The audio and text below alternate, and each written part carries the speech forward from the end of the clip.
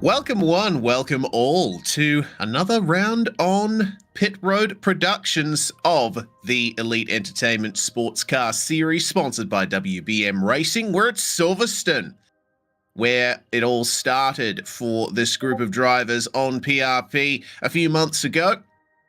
And we are visiting with a good amount of drivers ready to tackle Silverstone's high-speed corners. A former airfield circuit, this place, and it's been entertaining people since the late 1940s. Been through a ton of layout changes, but preserving its essential character as something that's fast and furious, something that demands everything from the driver. Live here on the Pit Road Productions YouTube channel, it's me, Reese Gardner. Daniel Zippy Salmon is alongside me. Tell you what, Zippy, this is a round where we're going to be seeing the slipstream come to the fore, and this is going to be another opportunity to see, with the recent GT3 tyre model update, where the cars are really strong. Absolutely, Reece, and I gotta say, Silverstone, despite the fact it's home of the British Grand Prix, it's definitely not on the Princess approved list. It's a very wide circuit, it's a very fast circuit indeed. We have seen a history be made here. Certainly, I know Lewis Hamilton himself has definitely got into a few sticky situations, I think involving Max Verstappen being on top of his car at one point. Now that was Monza, but certainly he did get in an incident with Verstappen. I believe it was going into Crofts or something like that. You'll know the corner better than I will. Obviously, famous expertise. It was Cops. Cops, there you go. Close enough, ladies and gentlemen. Famous expertise left to the man on the right for very obvious reasons. And let me see, my right appears to be left. So there you go. That wasn't confusing enough. And Austin Dilson and Parker Dime, just for you, I do actually have my microphone unmuted today. We did debate actually speaking in mime just to pull your chain a little bit here. But again, it's been a little bit a while since I've been actively rocking the production booth. But I gotta say, Reese, it's going to be a tough battle. Certainly Dylan Newhart's keen to try and get some points today. He's been talking to him a little bit. Morgan Smith, he's saying he's looking spicy in the Audi if he can make it more than 2 laps. But take a quick look exactly where we've been and indeed where we're going for this fantastic Elite Sports Car Series. Yeah, a brilliant schedule for this series. The first half of the season is already done. We went to Daytona and Long Beach for the first 2 rounds of the season, hopped across the pond to Italy, we're to Mugello for round 3, then back to the US for Laguna Seca, then to Germany for Hockenheim. We were at Spa last week, Silverstone this week. Next week we go to Imola, and then it's Rudskogen and Sebring to round out the season.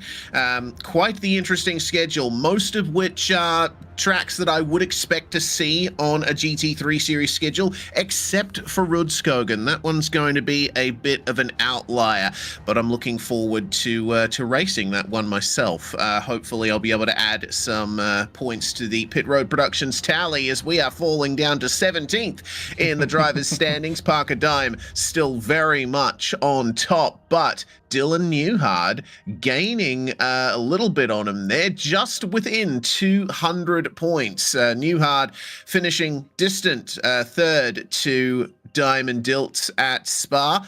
Austin getting himself up into 3rd place in the midst of all of that. Morgan Smith in the Audi is hoping that Silverstone is going to provide a better playground for what's proven to be quite a difficult car to get used to. Yeah, definitely the Audi. It does make a pretty fantastic noise, though, as we have a bit of a further look here through the points as well. We see Reese Gardner getting a couple of points in there as well, more than myself. I've got to admit, the Pit Road Productions car has definitely been in retirement a little bit there. We're going to have to try and recruit a few more drivers. But right now, these guys are out on qualifying, Reese, with just a couple of minutes left to go. Yes, the run for today's show. Qualifying, 10 minutes of which, 8 minutes 30 of which has been elapsed already. And then a 45-minute race, as with every other round on the schedule. There is going to be a pit stop required with a fuel tank cap. So the drivers need to make sure they've got their fuel numbers down and decide just how long they're going to be stopped in the pit lane. We've seen plenty of drivers fall afoul of that both last season and this season, and make sure that you don't take tyres either. Following around here, the mid-engined machines, the number 9 Corvette of Jacob Quayle, who was very impressive at Spa and in the last couple of rounds as well, actually managing to take pole position at a wet Hockenheim a couple of weeks ago. Yeah, definitely he's got potential, and he's one of the few drivers who's really been able to keep that Corvette in check. Certainly we've seen from drivers past, it can indeed like to over-rotate a little bit, a bit reminiscent of the Lambo in the earlier days, ladies and gentlemen. As Dylan Newhart, he's got a purple sector, ladies and gentlemen. He's currently in P2, and not only that, we've got to wonder, who on earth has he put on the paint today? Let's have a look, because he comes into Stowe. Zoom on in and start to see those pixels in a little more detail. No, that's not going to work. Oh, it's the Hoff. Oh. Is that the Hoff? Hello? No. No, it's not. Who on earth is it? Oh my gosh. Oh, it's Will Ferrell. It's Will Ferrell. The Anchorman himself. Famed producer of Succession. Right. Oh, dear. Good stuff. Good stuff. New challenge, Reese. We got to see just how many Anchorman quotes we can get in without being offensive. Very true. Very true. Well, I'll leave that escalated quickly to you when we see our next crash. I'm looking him up now. Reese, fuck. Oh. Attaboy. He's here. He's on to a good start, ladies and gentlemen. Oh yes, certainly is. Ah, dear. Well, let's bring ourselves in for the end of qualifying here. Only 2 minutes remaining on the overtime clock because the checkered flag is technically already out. Everyone on a lap at the moment will be able to commit to the end and see if they get their times down. Parker Dime not on provisional pole at the moment, so he needs a little more in order to put himself on that front row. Dilts and Newhart currently faster than him by a few tenths, but does this lap make any difference? Parker setting a 159.4 actually. That's not going to be enough. So for the second time this season, Parker Dime is not on pole position. Indeed, it looks like he's going to be making a Mustang sandwich though with his comrade, Mr. Austin Dilts, as that does indeed bring qualifying to an end. Ladies and gentlemen, we're going to get that grid through in just a second. Look at that, almost like it's on cue. Here we go. Working at the top of the food chain is going to be Mr. Austin Dilts with Dylan Newhart in second. Parker Dime takes third with Diston Niehoff in fourth. Morgan Smith takes fifth with Matt Murphy in sixth. Try that again. Calvin Gorey in sixth. Matt Murphy takes seventh with Carl Shelton alongside an eighth with Jake Quayle in ninth. And Ryan Gleason closing out your top 10 with Fozzie Pizzillo and Luis Rios closing out the field in 11 and 12. Yes, a small field here today at Silverstone, but we will certainly have some good racing to think about here. Parker Dime, of course, has the biggest winning record of any driver this season so far. He's dominating the championship for that exact reason. So he doesn't need to win in order to keep this championship lead, but it'll be interesting to see him try to work his way past Newhart and Dilts. Might have to deploy a bit of strategy tweaking in order to get that done. And Dustin Niehoff continuing his consistency since joining the series in the 1-2-6, starting fourth place, could be looking at a podium by the end of it if there's troubles for the top three.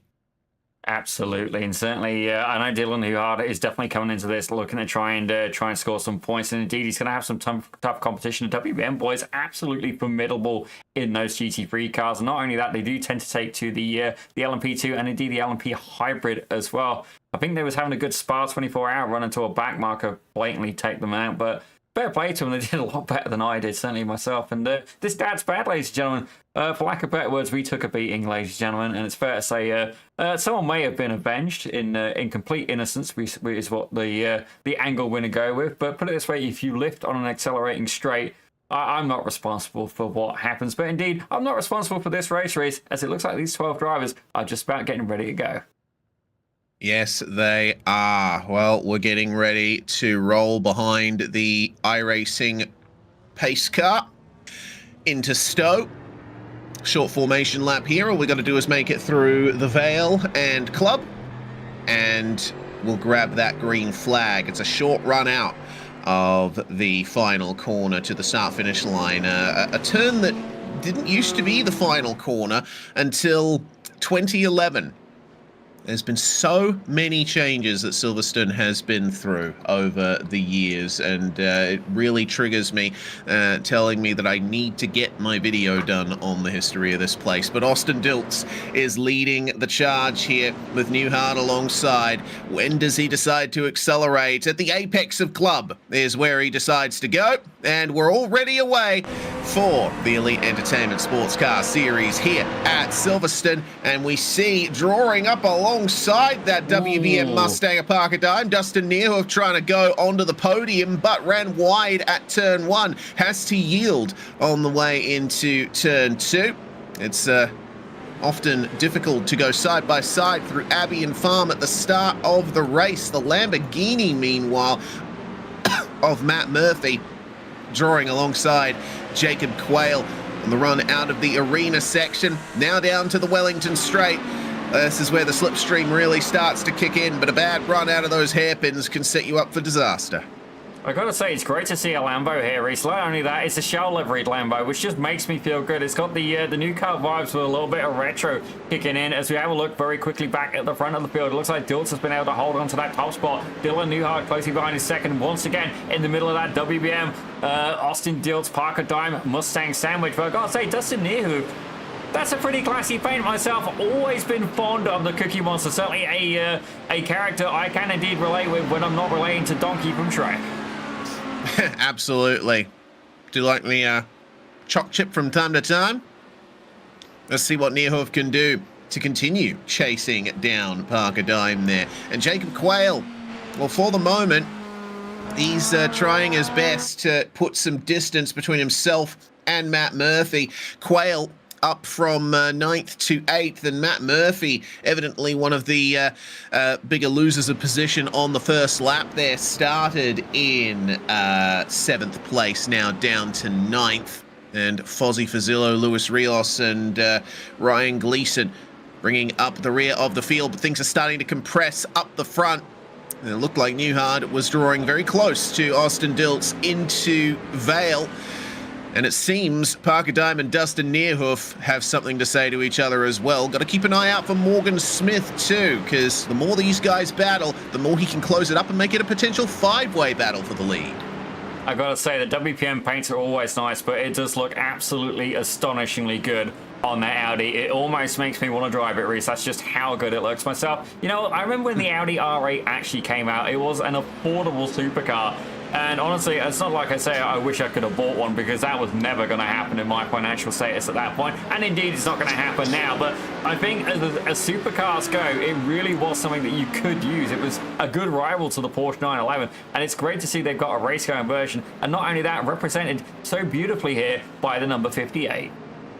Yeah, for sure. The Audi has had a great history in GT3 racing. Unfortunately, with Audi's recent introduction to Formula One, apparently their GT3 customer racing program is ending. So this is probably the last version we're going to be seeing of the R8 in racing form for the foreseeable future. But it will live on in the virtual world. So will Will Ferrell on that Porsche 911 as Newhart is making some ground up on Austin Dilts into the Beckett's S's. Absolutely beautiful sequence of corners and out through Chapel, the left-hander, to round your way out. It's called that because there actually used to be a chapel near the site of that corner. It's long gone now, and apparently the foundations are still accessible, and you can see the location of it on Ordnance maps. So if you want to see where Silverstone got a lot of the names of its corners, take a look at some old maps. Ryan Gleason here coming through Cops on the replay. We're showing us something's happened to him, but it actually looks like Luis Rios might have had an issue here, Zippy. Yeah, I was just checking the replay. I could just see him absolutely jetting off into the sunset, and I think that's how Gleason got by. I gotta say, the Mustang looking, well, I can almost not see it here, Reese. It's very camouflaged in its own right, but we do see Rios taking a little bit of a scenic route at one of these corners. It must be coming up in just a second there. The replay, I guess, going... Oh, it's a whole lap behind, Reese. You know what? We're going to skip that for the minute. Never mind. We're going to go and rejoin, actually, with Calvin Gorey and Kyle Shelton. So Luis Rios' teammate here, looking to apply a bit of pressure there to the one of the previous contenders in the series, Mr. Calvin Gorey.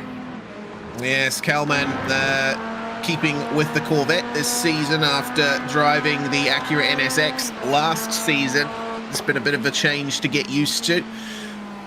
The Mustang has proven to be the preferred car in this league in terms of pace anyway, with the Porsche a pretty close second.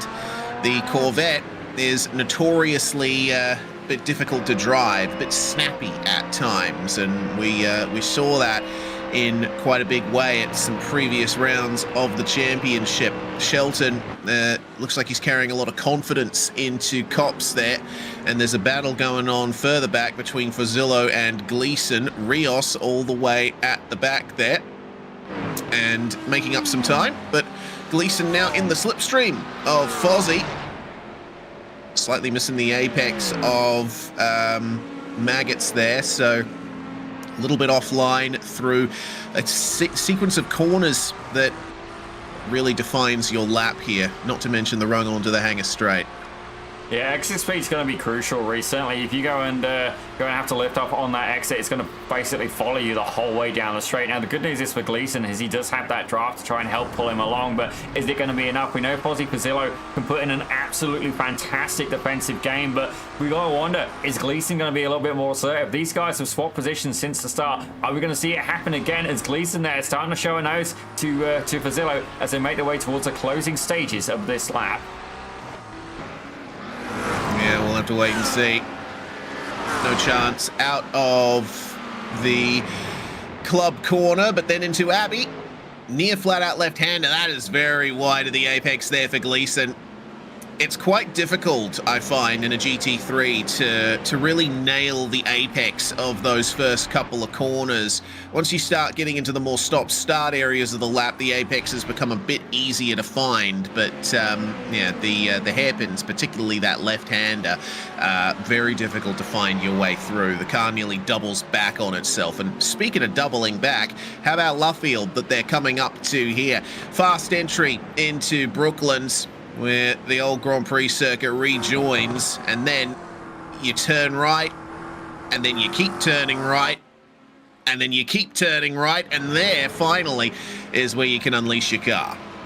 It certainly is a test of the throttle application, and I was, when I was learning this track, found that it was a little bit confusing where there was two kinds of grids on that race. That always confused me. I had a hard time getting my bounce there, but right now, very much in bounds. It's Fozzie Fazillo, Gleason hot in his tail. Looks like Kyle Shelton, Morgan Smith, and Cal Mongoria are all getting into a battle as well. The three of them getting together here. I say that, sorry, my apologies. Shelton, Gory, and Quayle, my apologies here. We've got two Corvettes and indeed a Mustang. The Battle of the Americas seems to be taking place for P6, 7, and 8. Yeah, it looks like Shelton succeeded in getting past Gory when we weren't looking at him. So now Kalman is in a bit of a sandwich here with Quayle and Shelton.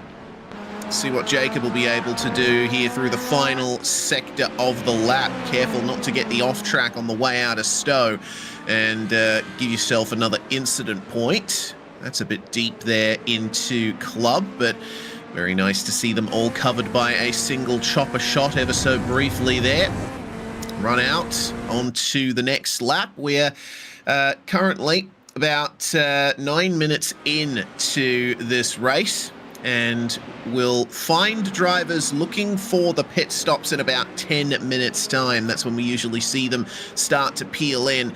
Just get those tires up to temperature, consolidate your position, and then maybe... Oh, hello, that's Morgan Smith that spun.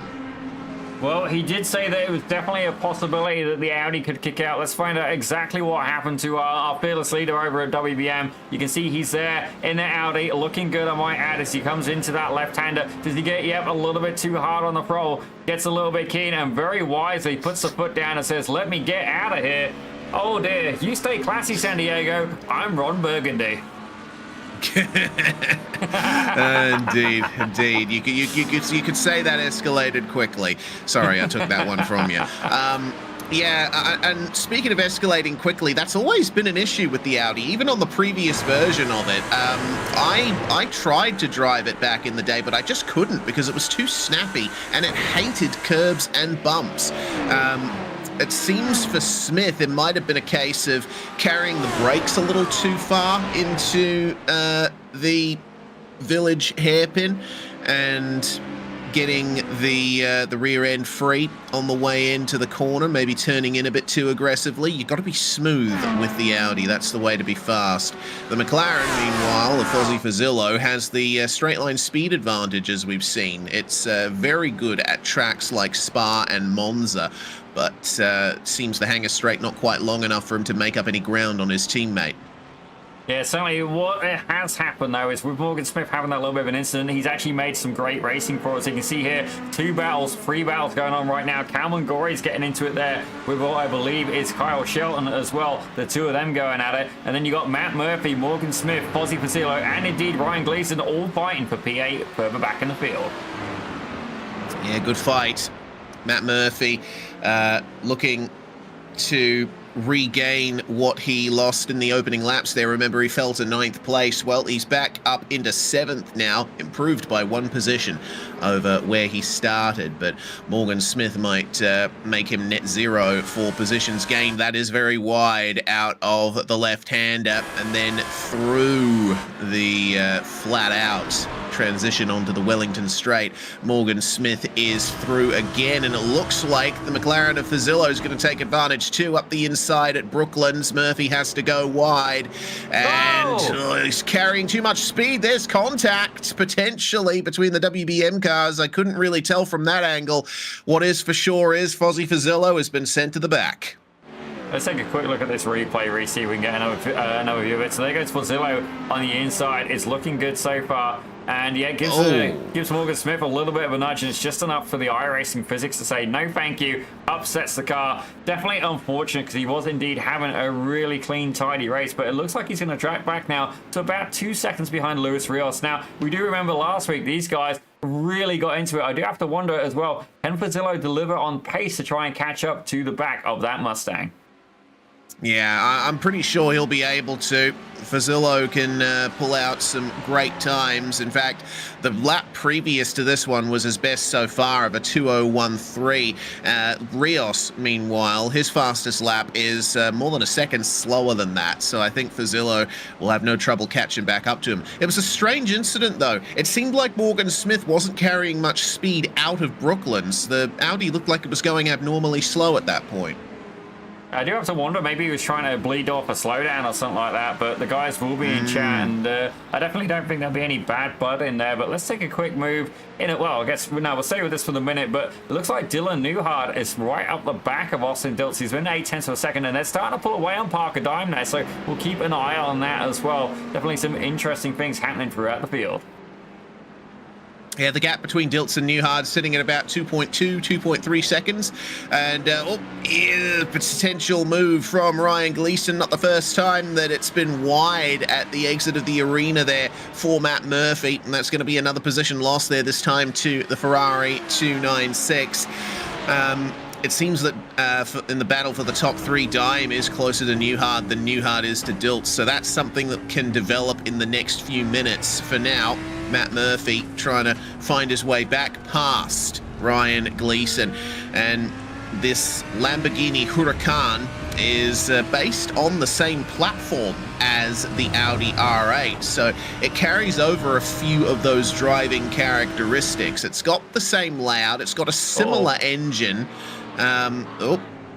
Hello. Looks like Fazillo is giving us some side-by-side battling there. And, well, he tried to get past Luis Rios, but Lewis is holding strong here through Copse. No Hamilton versus Verstappen there, but we'll see what kind of run the McLaren gets through the Beckett's S's.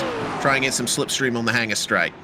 Yeah, there's definitely a bit of history here. I know that Rios did go off track. We're going to take a look here in just a second to see if Fazillo can indeed fight back. We don't want to miss it. It seems to be if you look the other way, the pass happens, certainly at Silverstone. It does have opportunities now, but we see there Rios going to the inside, looking to try and cover it. Fazillo not quite ready to make a move. Let's take a quick look and see exactly what happened here in the replay.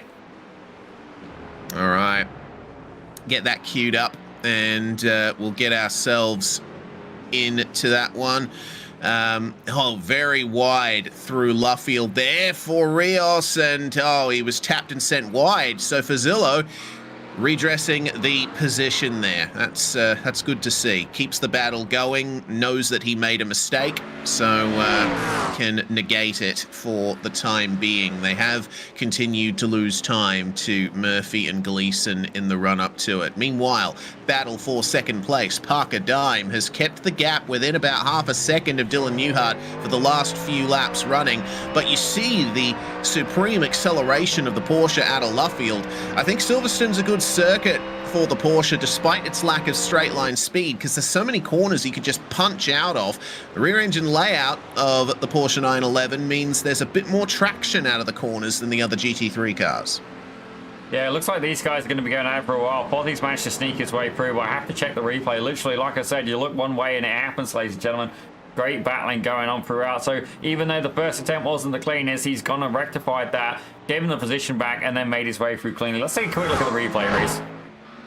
All right, let's see how Fozzie Fazzillo finally got it done on Luis Rios. This is a big outbraking maneuver into the village hairpin. And, well, that was a supreme move there. Rios had no response to that. Tried to get the run out of the farm curve, but ultimately unsuccessful. So, really good job there from Fozzie Fazzillo. Took a bit of the grass and gravel, but stayed ahead down the straight. So now Luis Rios will stay in last for the time being. Parker Dime right on the back of Newhart now. He's starting to mount that attack. The fuel is burning off. We are starting to get to the point where they need to take that pit stop. So the cars are going to be at their lightest now before the finish of the race, when they'll be at their lightest once again. Now is the time to really push. Yeah, at the minute, I think what's happening is Dylan is in that car saying, I love lamp, Reese, and that's, I think, exactly what's going on. Certainly, Parker Dime's going to be keen to go and get to that lamp, as indeed he's going to be the anchorman of the occasion if he can move his way up into P2. Certainly, I do have to wonder how we keep getting broadcasts of me making such terrible movie references, but I've got to say, all in good humour, ladies and gentlemen. I've got to say, huge thanks to Dylan Newhart for constantly bringing us a little bit of Guess Who It Is, and also a little bit of added entertainment here on Pit Road Productions.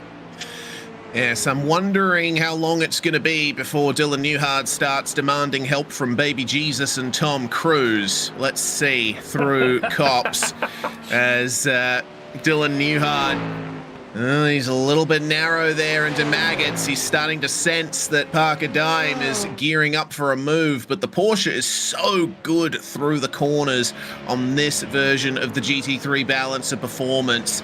Got to see if he can hold him off down the straight, though, because the Mustang certainly has a few Ks an hour advantage over the Porsche. Not as much power in that 911. And, okay, it's starting to get a bit leery here as the door was briefly left open by Newhart. Dime's still not able to find his way through, and he has a look up the inside of Vale, but still nothing doing for the time being. Newhart defending like an animal here, and I think Parker Dime, for him, it's going to be a matter of the pit cycle. Seems that getting by on track not going to be as easy as he thought it would be.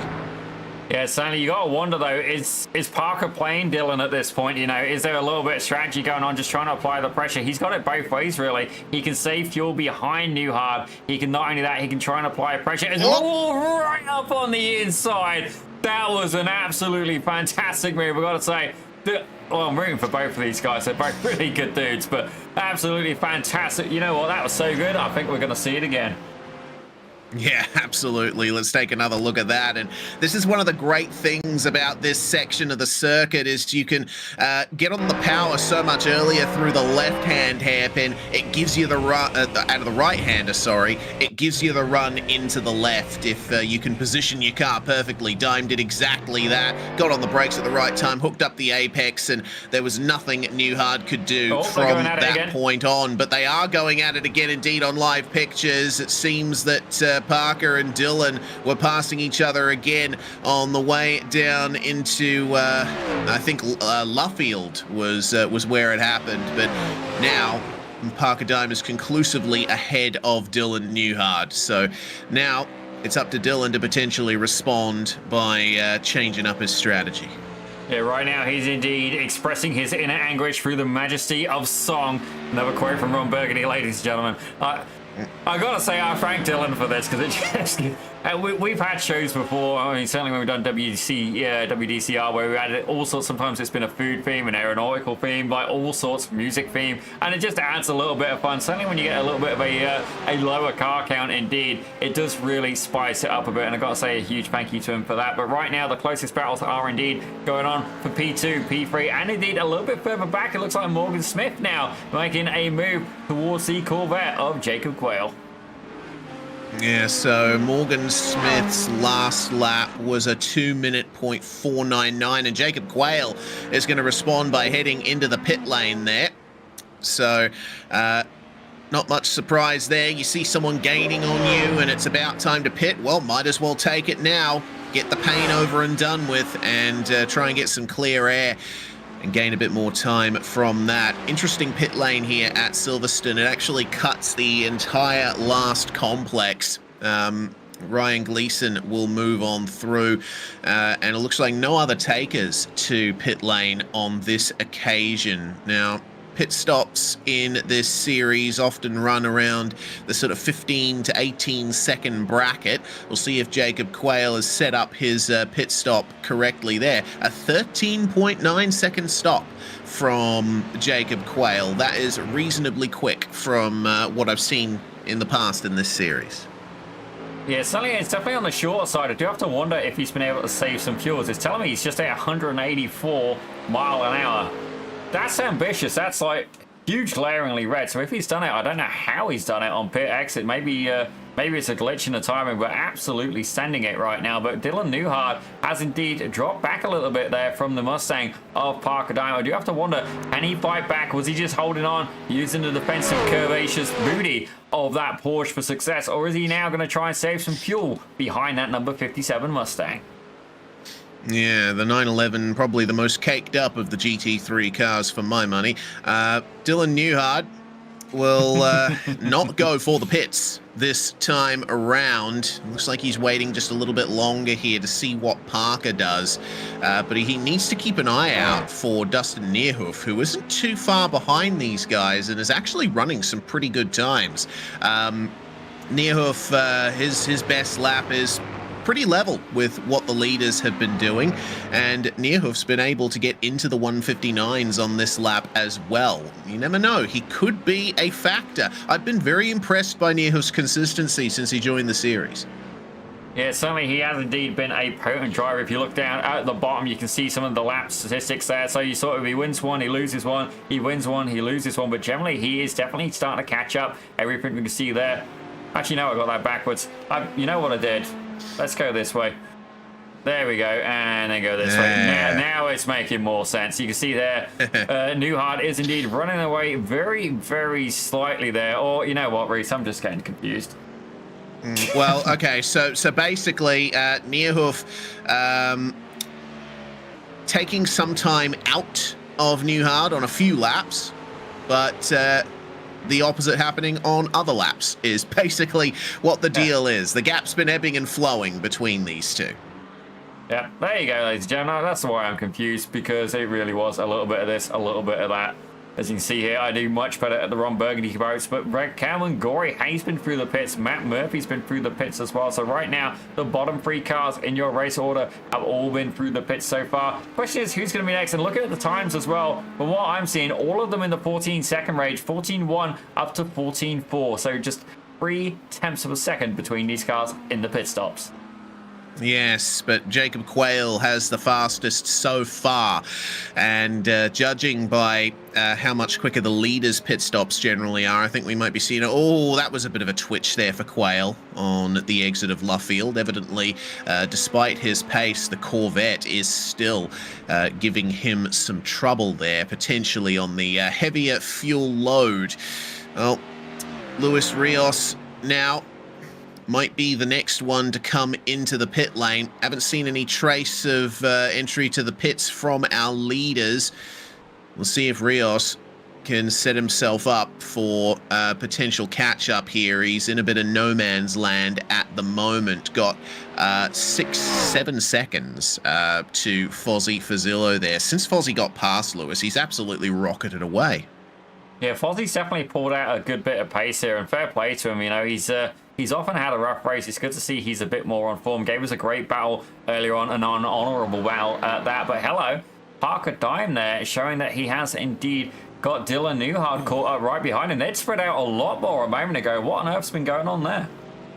Yeah, it looks like Parker, I saw a couple of twitches through Luffield from the Mustangs, so potentially Parker's rear end is starting to give him some trouble.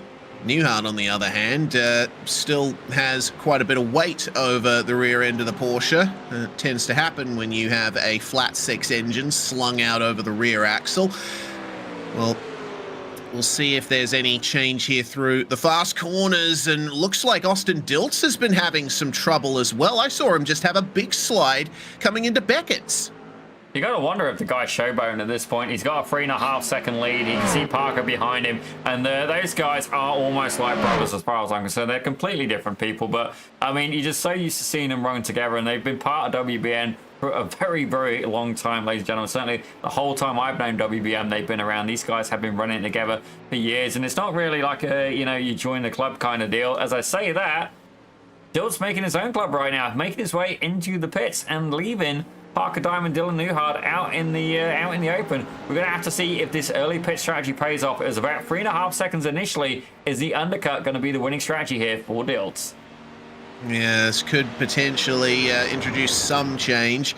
Of course, Austin will be happy for the opportunity to get those tyres cooled down. It's not worth it to change them in the pit stop. It just takes too long versus the albeit low fuel load that you have to take. But both of the WBM Mustangs have been having trouble with the rear end. I just saw it again there from Parker Dime. It seems once they get on the power, or when they're going through the medium speed corners, the car's balance seems just a little bit off. Now, this is a fixed setup series.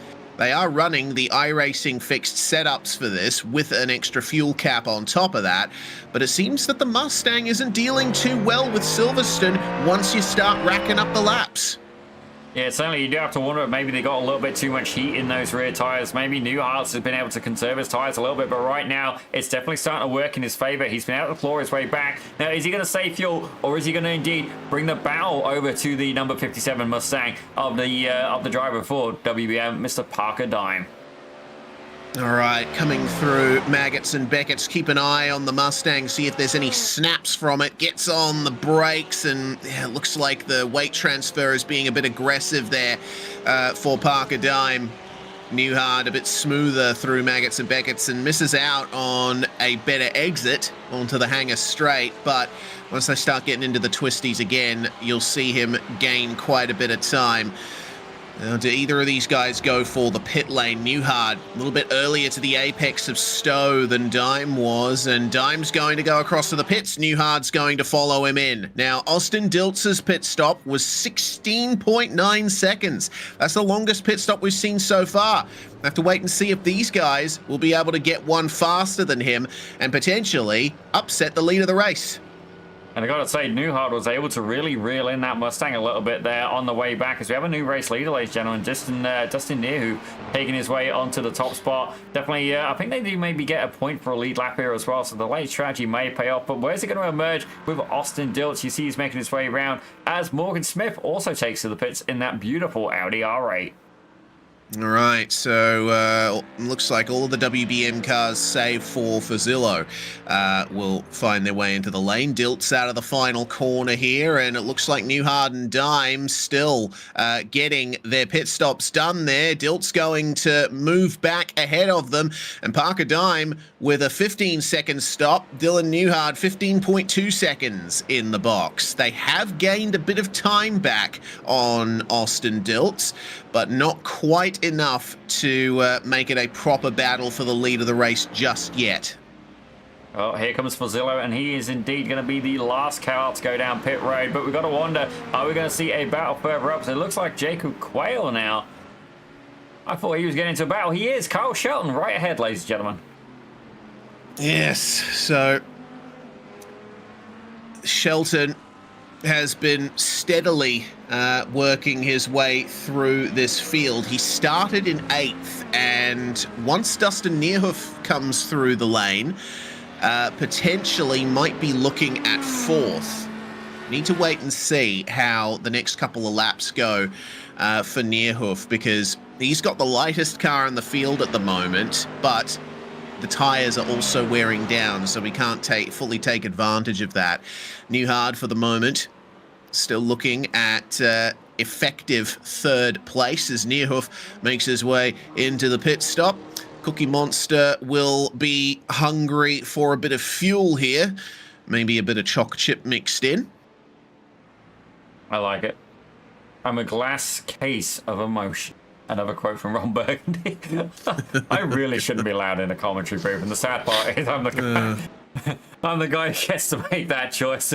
As I can see here, multiple drivers apparently hitting 184 mile an hour, so there's got to be something about when they pit, because it seems to ping a very, very high speed. I can't imagine the pit exit makes it any quicker, but you got to wonder, ladies and gentlemen, is there something in the water? As it looks like Newhart has dropped back a little bit there off the back of that Mustang. Is Austin Diltz going to be able to pull away? Is he seeing Neerhoof there? Currently in pit road, but he is on the move again. Is he going to be able to make his way on the back of this pack there? You did see he was starting to get a bit close, and it looks like Newhart has managed to run away from him. Neerhoof about 3 seconds back.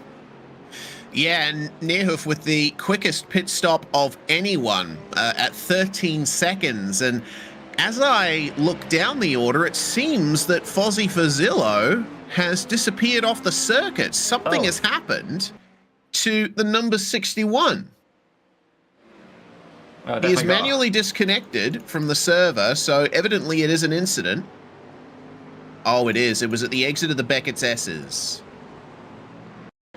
No, it wasn't. It wasn't at Beckett's. It was coming onto the Wellington Straight. It looks like he... the rear end got loose at the apex coming onto the Wellington Straight, and his attempts to recover it were unsuccessful, as you can see. Yeah, unlucky on that one, Fozzie. Definitely, it's happened to the best of us, and indeed the worst of us, certainly myself. Bar 24 hour, what did I do? Well, first I went out the wrong pit exit. Attaboy. Uh-oh. Yeah, attaboy. It didn't really matter at that point because we'd already got wrecked about 3 or 4 times in the space of 45 minutes. So it was off to a good start. And then what did I do the first time around Blanchimont? You bet, Mr. Consistent over here went and absolutely looped it round and binned the car. But other than that, I had a clean race.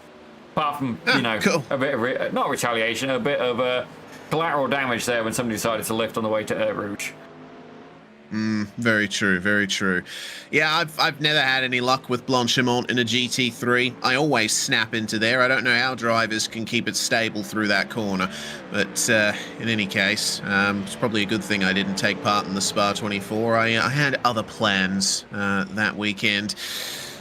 Anyway, Parker Dime and Dylan Newhard. Still one of the biggest battles of this race. And still neither of them giving an inch to the other, though, in this this first few laps after the pit stop. Seems the extra fuel load is helping Parker Dime just a little bit, but have a look at that on the exit of the arena section. Newhard making up a lot of time. It's those hairpins, those sort of stop-start sharp corners where the Porsche really seems to shine. Well, it does appear the Anchorman is indeed an Anchorman on the brakes. Certainly the Porsche, very, very nimble, very, very light. The Mustang able to compensate for that going down the straights. But this is exactly what's been happening. You know, when it comes to the corner, certainly the slower speed corners, Newhart's been able to throw that anchor out, put the welly down, and absolutely get that car slowed down even later in the braking zone. The question is, can he stay close enough to Parker Dime? We're getting into the last 10, 12 minutes of this race. Are we going to see Newhart able to couple and make his way up into P2? It's going to depend on a lot. Got to keep your car within the track limits as well. It's very easy to get off tracks here at Silverstone. Quayle, meanwhile, making up some ground on Kyle Shelton. About 0.4 of a second faster on the previous lap. And it looks like Morgan Smith is going to try to join the party as well. He ran nearly a full second faster than Shelton on the previous lap. So we're looking at a potential three-way fight here. Yeah, definitely could indeed be a good one. I think I'm going to get this to work here. Reese, you try and explain this. Oh, there you go. That's pretty nice, I got to admit. I like that. Yes, indeed. Well, obviously Smith pitting a couple of laps ago. That's the big outlier there. But he has been consistently faster than Quayle and Shelton over the course of the last few laps. He is out for blood in that Audi, and he'll be hoping that that blood is not his. Yeah, it's certainly going to be a very good race indeed. As it looks like Austin Dilts has caught up now. Something must have happened. Certainly, you've been saying that Mustang's been getting a bit loose. But now, all of a sudden, we have a freeway fight for the top of the... Well, I guess they're all on the podium, but we have a freeway fight for the top step of the podium here at Silverstone. Yeah, certainly. I mean, I'm double checking Austin Diltz's run here through the end of the previous lap, and he did run off track a bit at Beckett's. He seemed to lose a bit of time in Stowe and Vale. I think he might have been serving a slowdown. I'm not entirely sure, but what is for sure is the top three have closed up here in the latter stages of the race. We are under 10 minutes to go, and we need to keep an eye out. See if Austin Dilts can keep up that consistency. Dilts and Dime battled hard at Spa for the win, and Dilts ultimately taking it.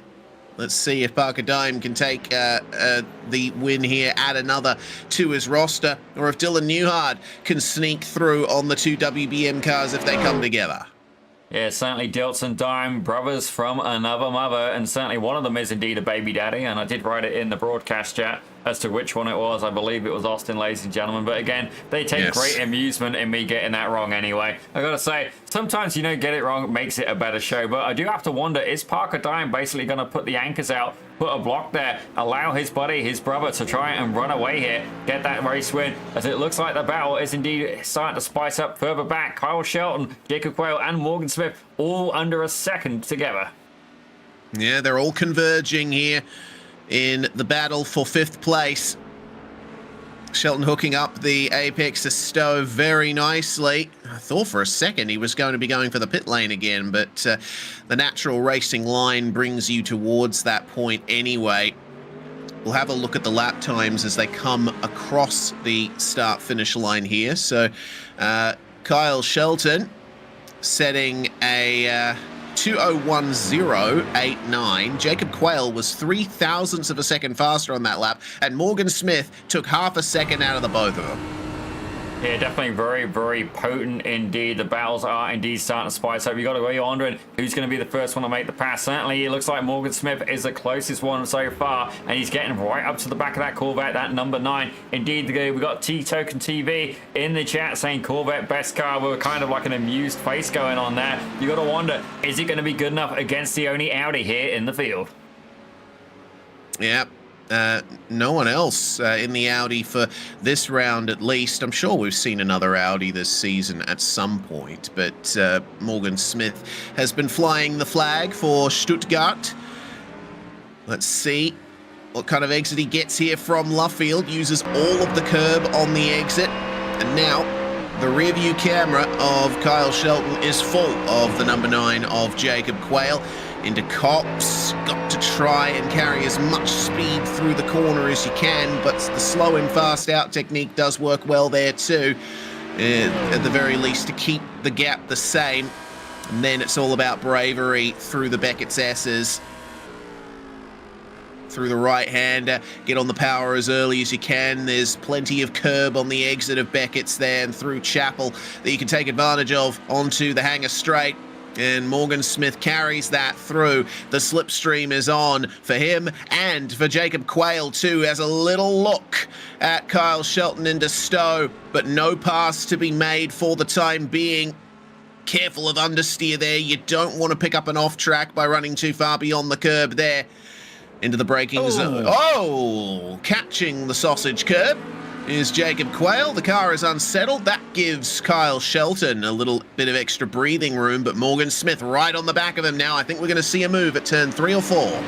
Yeah, he's certainly got the foot down, and the more that pressure that Smith applies to the back of Quayle, the happier Kyle Shelton's going to be. He wants these two guys to fight. He wants to try and get an opportunity to pull away and break that drive. You see there, Smith closing right in on the braking zones. We've got about 5 minutes, 6 minutes left of this race. As Quayle there, almost a sitting duck. Audi versus Chevrolet. Who's going to come out on top? Oh, just catching the gravel there on the exit of the hairpins. Now time for the slipstream again. And Brooklands, the left-hander coming up, all about rear end stability. You want a car that turns in nicely, but you don't want it to break loose here because it'll absolutely destroy your lap. And it seems like all of them just taking it easy into there. Focus on the exit of Luffield. The earlier you get on the power here, the better run you have down the old start-finish straight. You can cut the inside of Woodcote there all the way across the curb, but it looks like none of them going for that. Quayle right on the back of Shelton into the former first turn of this track. But it's going to be single file here through the Beckett's S's. We're not going to be seeing too much side-by-side racing here. They're all going to be focusing on that exit onto the hangar straight, and Smith giving up a bit of time on the way in. Yeah, he definitely dropped back a bit there. Maybe he's got a plan. Maybe he's just trying to do slow in, fast out. We're going to see if he capitalizes for him on the exit. That's exactly what he did. Yeah, it definitely seems to have paid off, and he's got a good run now. Is it going to be enough? Certainly doesn't help that Quayle's getting a little bit of help from Shelton on the edge, and it looks like he's going to try and make it on the outside. Quayle giving a little bit of a squeeze there, but a clean move nonetheless. Yeah, very clean indeed. No change in position between those three, but considering what Morgan Smith was able to do through Beckett's that time around, he takes it a bit easier on the way into the corners. He focuses on the exits. That's what you need to do. Speaking of exits, how about the exit of the final corner? Alongside gets Jacob Quayle, and coming side by side to Abbey is certainly not ideal, but Kyle Shelton yields. Yeah, but now he's going to attack from Morgan Smith, who's looking like he's going to try and make a move on the outside. These guys getting incredibly close. Smith puts it there, up on the inside, and Shelton, I'm sorry, fella, it wasn't a buy one, get one free. They took it from you as he is pushed back down into 7th place. Oh, there we go. Double teamed by the Corvette and the Audi, and that is going to settle things for now. But remember, Morgan Smith is still faster than Jacob Quayle as well, so there could be another position in line here for the number 58 Audi. Could be looking at a top 5 here. Quayle is going to defend as much as he can here with 3 minutes left on the clock, and our leaders coming onto the hangar straight now. I think we're going to be seeing 2 laps to go. We'll have to wait and see on that one.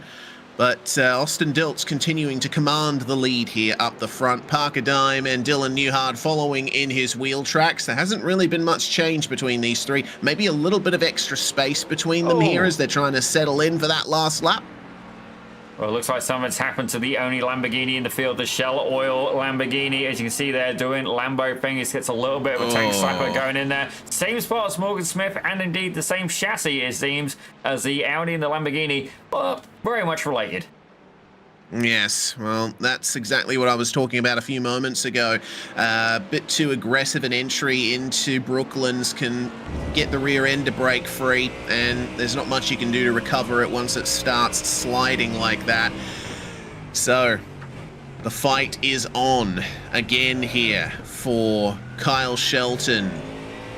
If he wants to stay in touch here, as they're going to be coming up on... actually... It looks to me like it's going to be another lap to go after this. So 2 laps to go right now for these guys here. If Quayle and Smith get side by side, that's the opportunity that Shelton needs. So he has to stay in touch with these two through these twisty sections. Focus on the exit. Keep yourself in the fight. Jacob Quayle, a little bit wide, a little bit leery on the exit of the hairpins there, but there's nothing Smith can do except flash his lights, let him know he's there. To quote the Mr. Rob Campbell, giving him the old razzle-dazzle. Reese Smith looking to try and make a move up on the inside. Has it been enough to get Jacob Quayle tied up in his own head? Not only that, there's a Ford Mustang of Kyle Shelton, that number 21 car, looking to try and regain a little bit of glory. He got pushed down 2 positions. Can he make his way back up? There's Smith ahead. There's Quayle ahead. Is he going to be able to make his way back towards P5? You can see that Smith is ranging up on the back of the Corvette into Cops, and it's at this point of the circuit where Smith starts setting up the run down the hangar straight. Watch him here through maggots. You'll see that he loses out a little bit to Jacob Quayle on the way through, but carries so much more speed through the corners. He's so much smooth. Oh my God! Oh no! Oh dear! There's contact! And Shelton and Smith come together. Man, we didn't even... Oh, what happened there? A lot of speed there from Shelton. And... Oh, Shelton didn't do anything wrong there. It looked like Smith just turned in a bit too aggressively and the curb unsettled him. Yeah, definitely looked like a little bit of oversteer. He's not going to be very happy with himself for that, but it does mean that himself and I'm sure it was Rios. No, it was Shelton. There we go. Oh, it was Shelton. Morgan Smith is making his way into the pits. I do have to wonder, is that maybe going to be a drive-through penalty? Definitely not what he was looking for. Definitely a little bit unfortunate, but it's good news there for Kalman Gory, though, as it looks like he managed to make his way past Morgan Smith. Yeah, oh, and Smith has stopped. Looks like that's going to be that for him. It looks like he sped on the way into pit lane. I'm good at that. Yeah, certainly. I didn't have to make the reference myself at all. You're right there with us. It is the final lap. Thanks, it is the final lap of the race. But yeah, Morgan Smith, I think, exceeding the incident limit to start with, and then the run into the pits just didn't work out for him. So unfortunate there for Morgan, but his teammates up the front of the field in these Mustangs have been nigh untouchable all race long. Dylan Newhart has dropped back in the last couple of laps, and the weave is on here, getting ready for a bit of a photo finish in the WBM crew. Newhart watching on distantly with the many pairs of eyes of Will Ferrell keeping him company there. But Austin Diltz and Parker Dime have executed this race perfectly, and it will be a well-earned victory and a well-earned 1-2 for the WBM team here. Austin Diltz is your winner here at Silverstone. Parker Dime consolidating the championship lead further in second place. Dylan Newhart finishing in third. And Diltz will make up a bit of points margin on Newhart in the championship for that one. Another great finish for Dustin Nierhoff up into fourth place. There's still a battle going on for sixth, though. Kyle Shelton recovering from the incident that Morgan Smith had in front of him a lap ago. Kalman Giori taking advantage of that. You can clearly see there's some damage to that Mustang. But will Giori be able to keep the position on the run up to the line? It looks like he will. He's going to go sort of preemptively defensive on the way down into the Vale chicane. And then out of the final corner comes Kalman Giori. A tough one for him, but sixth place, he'll be happy with that. Yeah, definitely a little bit of a recovery there, as it looks like some of these guys are having a little bit of fun. I feel we're going to have to take a quick look and see exactly the antics they've got up to here. As you see Parker Dime. Well, what's he doing? I'm predicting donuts. Oh. That looked like Diltz took off. Oh. Yeah, Diltz tapped Dylan Newhart and then decided to lose the bodywork, and Newhart almost getting beached on the sausage curb there. Up. Little tap from Nierhoff. Evidently, a Corvette has enough force to dislodge a Porsche 911 from the ground. That is a big bonk indeed. Oh, dear. Well, they like to have a bit of fun there. Actually, both WBM cars grabbing Newhart there at the end. Fortunately, didn't happen during race conditions. Well, it looks like that's going to be the end of things here. We do have one more car crawling to the finish, and that's Luis Rios. And it looks like there's some big damage to the car potentially. Either that or he's run out of fuel. But he will crawl across the line here and grab what's ultimately 9th, because Ryan Gleason got a black flag on the final lap. Looks like too many incidents there for Ryan Gleason, and that's demoted him back to 10th. Well, Dilts and Dime are your 1-2 for WBM Racing. Dylan Newhart completes the podium with Nearhoof and Quayle rounding out your top 5. Great run from Jacob Quayle, up 4 positions. Starting where he finished was Calman Giori, Kyle Shelton gaining 1 spot, Matt Murphy losing 1 spot, Luis Rios getting into 9th, with Ryan Gleason rounding out your top 10, Morgan Smith and Fozzie Fazillo retiring in the dying stages of the race. That's going to be that for the racing action, and we'll find our way to driver interviews, first of which is going to, of course, be Austin Dilts in the number 14. Great win for you, Austin. Couple of occasions where you started losing some time to Parker and Dylan after the pit stop. Was that a case of serving slowdowns or trying to make things more interesting? Yeah, I wish I could say make things more interesting, but no, I actually went over one of those curves on Maggots and Beckons. It gave me a 2.5 second slowdown, which kind of... I was scared when I saw that, for sure. Yeah, absolutely. It's a difficult track to keep clean around, is Silverstone, but looks like the WBM Mustangs were suited very well for this track. Yeah, the fixed setup on the Mustang, it keeps it relatively stable for the first half of your stint, and then you kind of have to pedal it a little bit to get through the corners. But Silverstone's such a great flowing track that you kind of just lock in and start clicking laps off. Well, with you winning and Newhart finishing in 3rd, that's going to narrow the points gap between you guys for 2nd in the championship. With still a few rounds left, you think there's any chance that you might dethrone him? I mean, I'm going to be honest. I'm going to go try to dethrone Parker. I don't even know if it's possible at this point. But if I win all the rest of the races and wreck Parker while I do that, I think I have a chance. Well, we'll see if there's any chance for you in the remaining rounds of this championship, Austin. Congratulations on the victory. Anyone you want to thank before we let you go? Yeah, thank you guys. Thank my team, WBM. Thank my dad and wife for watching. And yeah, thanks, guys. All right, Austin Dilts grabbing the win here at Silverstone, and finishing 2nd to him was his teammate Parker Dime, as if he stood by with him. I gotta say, it looked like you guys were starting to have a fun race. One would get ahead, then one would drop back. It looked like you definitely had a good battle with Dylan Newhart. What was going through your mind when you was having a very good look there at Ron Burgundy himself, Mr. Will Ferrell?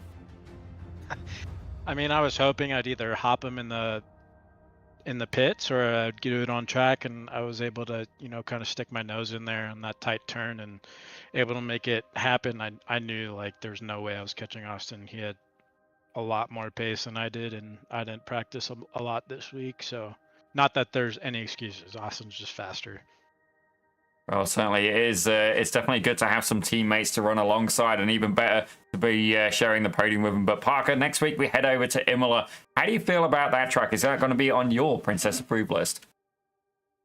Imola's good, yeah. That's another track I think Austin will beat me at, but we'll see. Maybe I can, get in there and make him drive in his mirror. But yeah, no, Imola's cool. I'm ready for that. I'm just thankful that these last couple tracks are tracks I know, so that I'm not like super worried about, practicing and putting time down and just see whatever happens. Well, definitely been a very, very good race indeed. We definitely enjoyed watching it. But Parker, before we let you go, is there anybody you'd like to shout out here on Pit Road Productions? I'd like to shout out my parents, friends and family, my wife for letting me do this, you guys for putting on a broadcast, and since you didn't let me last week, shout out to Britain for giving us a reason to drink 2 weeks ago. You're welcome. Oh, man. Good stuff from Parker Dime there. We'll let him go and celebrate another podium, consolidating that championship lead. And finally, in third place, the 125 of Dylan Newhart, Will Ferrell keeping you company on the car this time. And, well, it looked like the Porsche was pretty well suited to Silverstone, just keep missing out on that straight line speed. Yeah, it actually surprisingly did feel nice. I didn't expect it to.